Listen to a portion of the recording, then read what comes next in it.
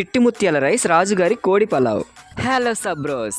ఈ చిట్టి ముత్యాల రైస్ ని సీరగ సాంబార్ రైస్ అని, జీరా రైస్ అని, వాసన బియ్యం అని, దక్షిణ భారతదేశపు బాస్మతి రైస్ అని, కొన్ని ప్రాంతాల్లో ఈ రైస్ ని అల్లుడు రైస్ అని కూడా అంటారు. ఎందుకంటే పూర్వకాలంలో ఈ రైస్ తో కొత్త అల్లుళ్ళకి పాయసం చేసి పెట్టేవారంట. బాస్మతి రైస్ ఇలాంటివి లేని టైంలో ఈ రైస్ తోనే ఎక్కువగా బిర్యానీలు చేసేవారు. ఈ చిట్టి ముత్యాల రైస్ మిగతా వాటితో పోలిస్తే కాస్ట్ ఎక్కువే మరియు హెల్త్ కూడా చాలా మంచిది. అయితే ఈ పలావ్ ని టేస్ట్ చేయడానికి నేను నా ఫ్రెండ్స్ తో కలిసి రైల్వే గేట్ దగ్గరలో ఉన్న ఈ రాజుగారి కోడి పలావ్ సెంటర్ కి రావడం జరిగింది. ఇక్కడ ఈ చిట్టి ముత్యాల రైస్ రాజుగారి కోడి పలావ్ అనేది ప్రతి ఆదివారం 4:30 to 8:30 మాత్రమే అవైలబుల్ గా ఉంటుంది. దీని కాస్ట్ వచ్చేసి ఫుల్ అయితే 150 రూపీస్, హాఫ్ అయితే 100 రూపీస్. ఇక దీని టేస్ట్ విషయానికి వస్తే బాగుంది. ఫుల్ లో అయితే ఒక 5 చికెన్ పీసెస్ వరకు ఇస్తారు.